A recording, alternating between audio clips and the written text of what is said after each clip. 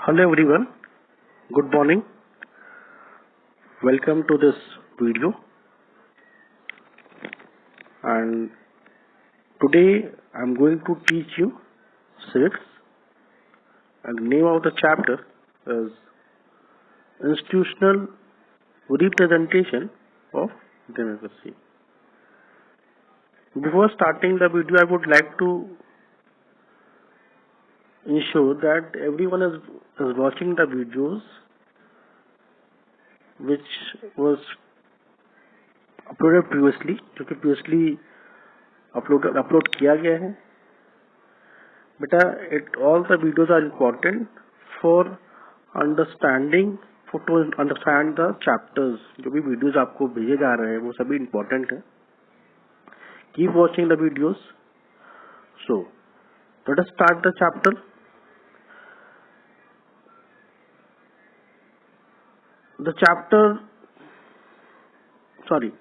Institutional representation of democracy. First, we have to come to know that what is democracy. Democracy क्या है? Democracy, I think in class 6 we all have been learned about the democracy, the type of government. So democracy is also like same, the type of government or the form of government in which people are the main factor of the government. इस government को बनने में main जो factor वो peoples होते हैं. Means it is made of by the people, for the people, of the, जनता के द्वारा, जनता से और जनता के लिए बनती है. Means the peoples are the main element of democracy. जो मेन एलिमेंट है वो पीपल्स हैं, लोग हैं. मीन्स अगर जनता नहीं है तो डेमोक्रेसी नहीं है. जनता के पास शक्ति नहीं है. If a people does not have the right to choose their own representative, it means it is not a democracy. फिर वो डेमोक्रेसी नहीं होगा, फिर दूसरा कोई फॉर्म ऑफ गवर्नमेंट होगा, फिर वो मोनार्की होगा, डिक्टेटरशिप होगा, ठीक है, अलग तरह का होगा. ना, institutional representation means the factors which make democracy possible. Democracy जब होगा तो ये इंस्टीट्यूशनल रिप्रेजेंटेशंस भी होंगे. Let's see what are the institutional representations. First is universal adult franchise. It means it gives you the right to vote. Universal adult franchise, adult means वयस्क मताधिकार, ये हमें देता है जो बड़े लोग होते हैं, those who attain the age of 18 years. Our Indian government और our Indian constitution provides the right to give the vote, to cast the vote to your right candidate, right representative if you attain the age of 18. हमारा Indian constitution हमें ये provide करता है, यह अधिकार देता है कि जिसने भी 18 years 18 साल की उम्र पूरी कर ली है, they have the full right to give the vote और कास्ट और वोट, अपने वोट को देने का अधिकार है. And as per the article 325 also the constitution also provides और allows that no citizen will be barred from inclusion of voter list. कि ये भी है अधिकार है कि किसी आर्टिकल 325 एक गारंटी देता है कि किसी भी सिटीजन को, किसी भी नागरिक को वोटर लिस्ट से, वोटर की लिस्ट होती है जिसमें सबका नाम होता है, लिस्ट से नहीं हटाया जाएगा किसी को भी ऑन द बेसिस हो, किसके आधार पर, रिलीजन, रेस, सेक्स, जाति के आधार पर, मेल फीमेल के आधार पर, धर्म के आधार पर, जाति के आधार पर किसी को भी वो इंक्लूजन ऑफ लिस्ट जो वोटर की लिस्ट होती है उससे उनको हटाया नहीं जाएगा. And also article 326 provide the adult suffrage का मतलब होता है ये लिखा हुआ है नीचे देखिए, criminals and the other citizens of unsound mind have no right to vote. Other suffragettes means criminal, जो कि क्रिमिनल है, जो बदमाश टाइप के हैं, जो जेल जा चुके हैं, इस तरह के क्रिमिनल जो क्राइम करते हैं, those who do the crimes, तो वो लोग, एंड अडल्ट सिटीजन, और ऐसे वयस्क नागरिक, ऐसे वयस्क नागरिक, अडल्ट का मतलब होता है वयस्क, ऐसे वयस्क नागरिक जो अनसाउंड माइंड, अनसाउंड का मतलब होता है जो कि दिमागी रूप से सही नहीं है, पागल है, या उनका दिमाग सही नहीं है, जैसे बोलते अनसाउंड माइंड, उनको राइट देने, उनको वोट देने का अधिकार नहीं है। This is called adult suffrage, suffrage बोलते हैं। Now what are the significance, अब देखें इसकी इंपॉर्टेंस क्या क्या है, let's see the importance. Now significance, universal adult franchise grants equality to all citizen. Significance ये है कि जो ये अडल्ट फ्रेंचाइज है, ये जितने भी सिटीजन हैं इंडिया के, सभी को इक्वालिटीज प्रोवाइड करता है। Equality in the term of adequate provisions, it enables citizen to protect their rights and liberty। ये हम इनेबल करता है कि जो सिटीजन हैं, जो भारत के नागरिक हैं, वो अपने राइट्स और लिबर्टी को प्रोटेक्ट करें, बचा कर रखें, सुरक्षित करें।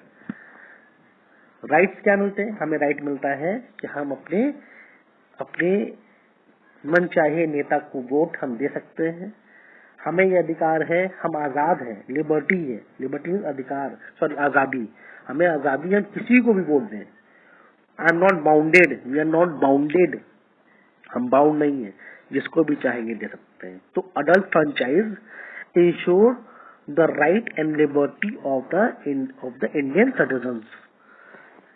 Okay, people belonging to the various, अलग अलग हमारी कंट्री में अलग अलग तरह की भाषा बोली जाती है, अलग अलग धर्म है, जातियां हैं, तो इस बेसिस पे उनसे भेदभाव नहीं होगा और सभी को राइट मिलेगा कि वो वोट कर सके। Now come to the election.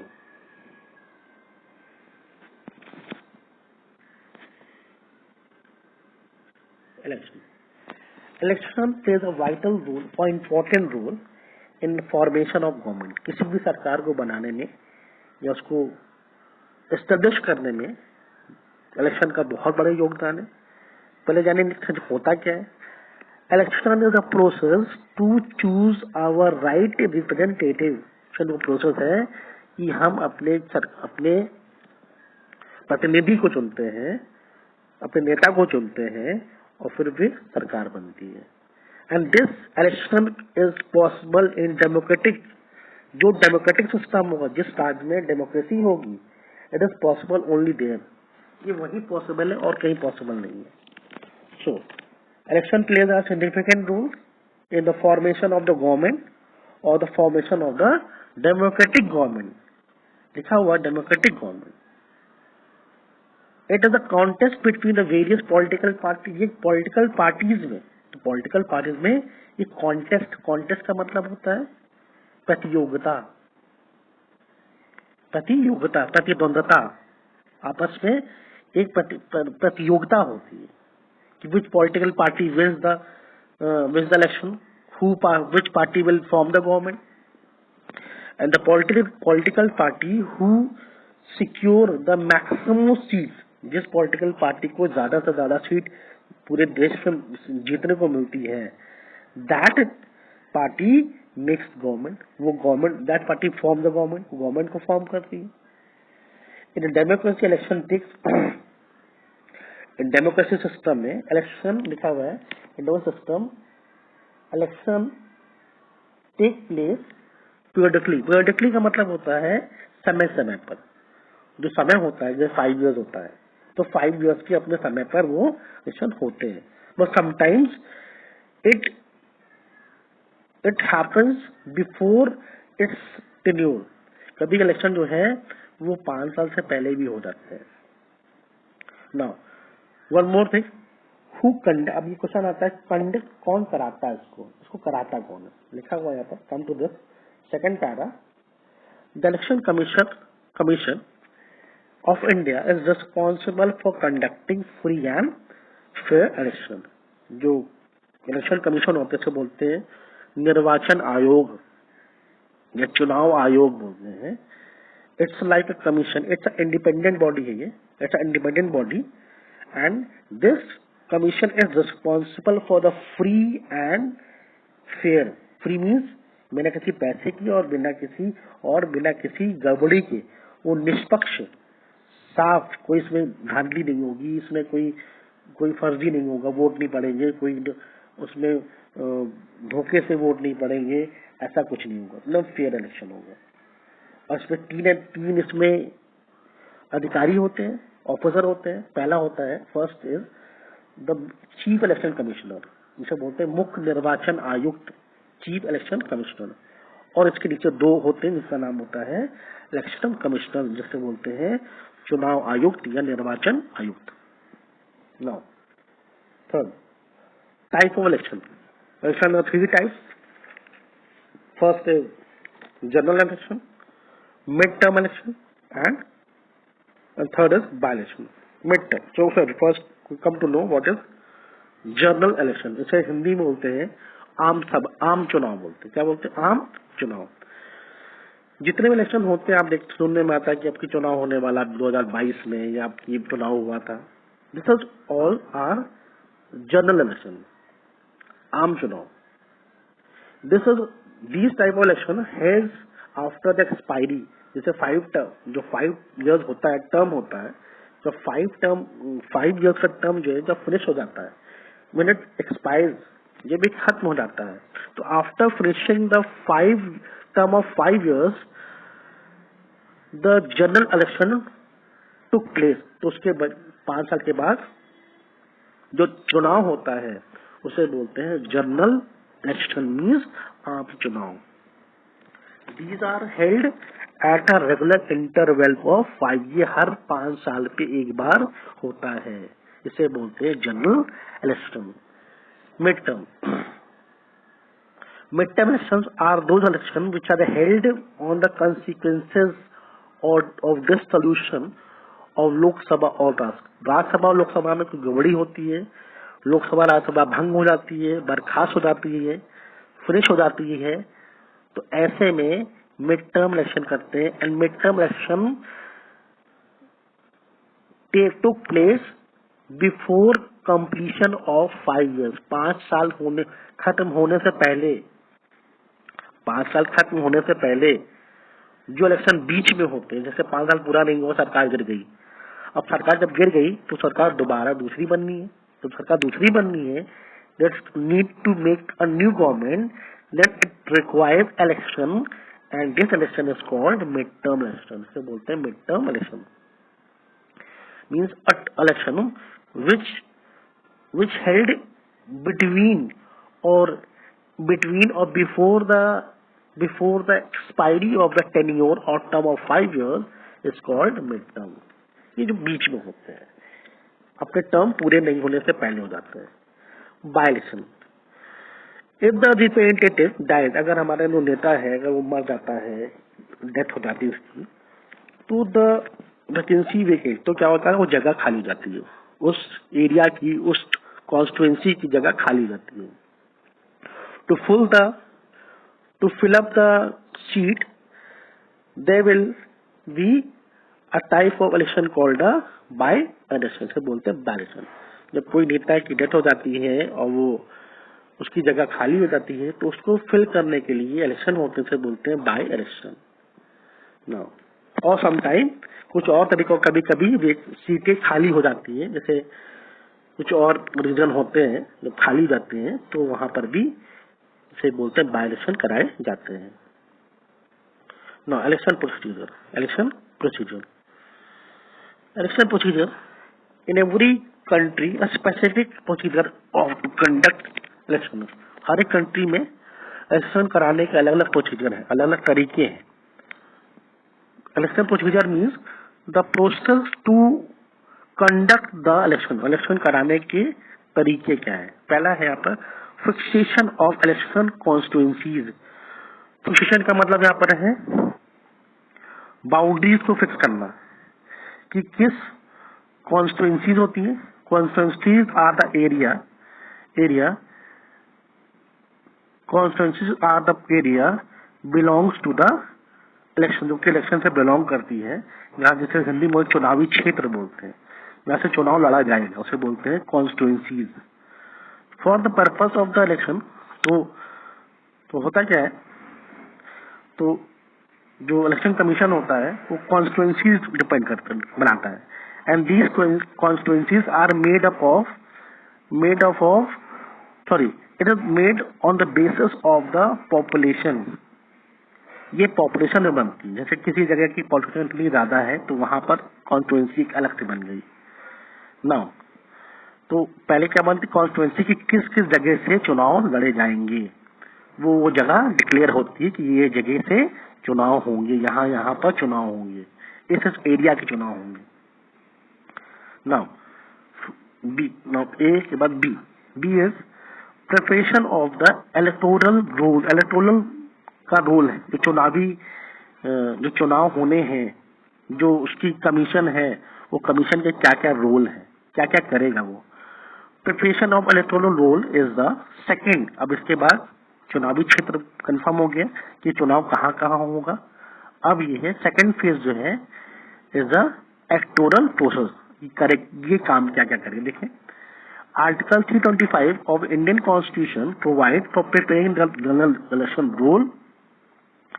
What it will do, it will make the list, it will revise the list। ये क्या करेगा, it will revise the list of the voters। ये वोटर की लिस्ट को रिवाइज करेगा। Revise का मतलब कि जो पुराने वोटर्स हैं उनको ये पता कि वो जिंदा है कि मर गए हैं। जो नए बच्चे 18 ईयर्स पे आ गए हैं, 18 ईयर की उम्र उनकी हो गई है, उनका नाम ऐड हो जाएगा। जो लोग की डेथ हो गई है, जो लोग यहाँ से छोड़ दिए हैं, उनकी कॉन्स्टिट्यूएंसी बदल गई है, उनका नाम हटाया जाएगा। लिखा है ना, the name of new voter are included in the voter list and the one who left the constituency or have expired and deleted। ये काम करेगा। और एक काम और करेगा, it also provide the voter ID card। Voter ID card भी provide करेगा। अब कॉन्स्टिट्यूएंसी फिक्स हो गई, इलेक्टोरल रोल भी हो गया, वोटर का नाम लिस्ट में नाम भी आ गया। अब अनाउंसमेंट ऑफ इलेक्शन डेट। अब जो चुनाव होंगे, जो चुनाव होगा, इलेक्शन होगा, उसका डेट अनाउंस होगा। This will announce the election date on which date the election will be held. ये बताएगा कि इलेक्शन कब होगा, किस दिन पर होगा और कहाँ कहाँ पर होगा। ठीक, okay. Now D is establishment of polling station. Polling station का मतलब होता है मतदान केंद्र। अब मतदान केंद्र बनेंगे कि जो लोग जाके वोट डालेंगे वो कहाँ कहाँ पर डालेंगे। जैसे आपके घर की तरफ होगा नगर में पालिका स्कूल होगा, कोई सरकारी स्कूल होगा, वहां पर वोटिंग करते हैं बच्चे। ठीक, सॉरी, वोटिंग करते हैं मम्मी पापा आपके। तो द इलेक्शन कमीशन कंफर्म और make the polling station the area of polling station कि कहाँ कहाँ पर पोलिंग होगी, कहाँ कहाँ पर बूथ बनेंगे, जहां जहां पर लोग जाकर वोट डालेंगे। For the convenience of the voter and make the electoral system function properly, numerous polling station are established in different part of हर कॉन्स्टिट्यूएंसी में अलग अलग पोलिंग स्टेशन बनता है, जिससे लोग वहां जाते हैं और वहां वोटिंग करते हैं। ना अब फिक्सेशन ऑफ कॉन्स्टिट्यूएंसी बन गई, वोटर लिस्ट में नाम आ गया, इलेक्शन की डेट भी आ गई, पोलिंग स्टेशन भी डिक्लेयर हो कहाँ कहाँ पर वोटिंग होगी, वोट पड़ेंगे कहाँ कहाँ पर। अब nomination by the candidate means the persons or the people, a person who willing to be part of election। वो व्यक्ति जो कि इलेक्शन में खड़ा होना चाहता है, उसके लिए वो अपना पेपर भरता, मतलब अपना नामांकन का मतलब वो अपना नाम रजिस्टर कराता है। लिखा है along with this election commission announce the date of filling the nomination paper. Nomination paper is like application paper, कि वो बताएगा कि हमें चुनाव लड़ना है, मेरा नाम ये है, मैं यहाँ से लड़ना चाहता हूँ, ठीक है, ये बताएगा। तो desires candidate send the nomination paper two election commission. Election commissioner के पास ये अपना नॉमिनेशन पेपर भेजते हैं और नॉमिनेशन पेपर जो है फिर वहां साइन होता है और आगे के लिए वो बढ़ता है। Now election campaign. अब नॉमिनेशन पेपर भी हो गया, सब हो गया, अब कैंपेन की बात। कैंपेन का मतलब चुनावी प्रचार, इलेक्शन कैंपेन। अब कैंपेन होगा, घर घर लोग आते हैं चुनाव के समय वोट मांगने। After publication of the list, अब लिस्ट आएगी, ये कौन कौन वोटिंग में खड़ा हो रहा है, कौन कौन एलिजिबल है। जो एलिजिबल है, those who are eligible candidate की लिस्ट है कि हाँ ये लोग वोटिंग में इलेक्शन में खड़े हो रहे हैं, उनकी लिस्ट आएगी, निकलेगी बाहर ना।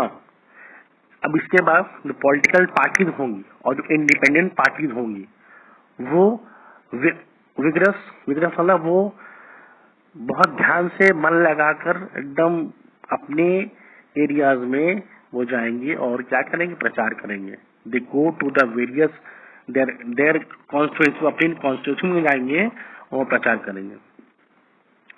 Political parties release their election manifesto, propagate their programme, अपने प्रोग्राम बताएंगे, हम जीतेंगे तो ये करेंगे, हम जीतेंगे तो वो करेंगे, पब्लिक मीटिंग करेंगे, सभाएं करेंगे, रैली निकलेगी, रैली निकालेंगे, प्रोसेशन निकलेगा, यात्राएं निकलती हैं, न्यूज़पेपर्स में, आर्टिकल्स में, पैम्पलेट में, रेडियो टेलीविजन में उनका नाम आता है, उनका प्रचार होता है।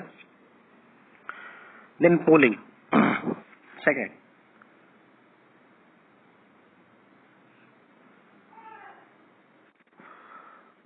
पोलिंग।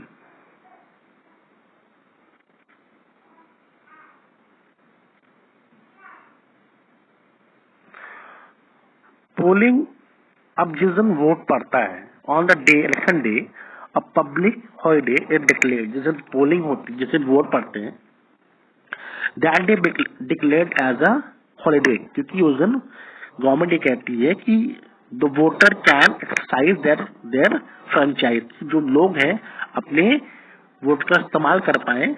और अगर भाई छुट्टी नहीं रहेगी तो लोगों को जाना पड़ेगा काम करने, तो वो वोट नहीं दे पाएंगे। So that day the government declared holiday, वो दिन हॉलीडे होता है। सो every people of every citizen of India can exercise their right, वो अपने राइट का यूज कर पाए, तो ऐसे वो हॉलीडे करते हैं। अब इसका पोलिंग की बात बताया। Polling,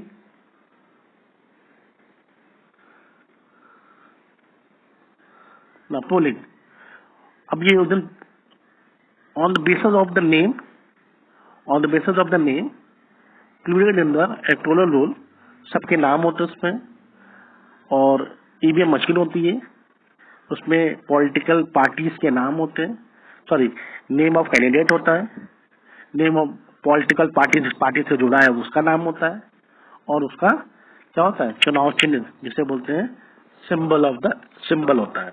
you can see in the, आप बुक में देख लीजिए, in the page number 217 में you can see in the page number 217, an EVM consists of panel with the name of the contestant, प्रतियोगी का नाम, उसकी अगर पॉलिटिकल पार्टी से है तो पॉलिटिकल पार्टी का नाम होगा, और नहीं होगा तो वो क्या होगा, इंडिपेंडेंट लिखा होगा। अगर वो बिना किसी पार्टी के है तो वहां लिखा हो इंडिपेंडेंट होगा, इंडिपेंडेंट लिखा होगा।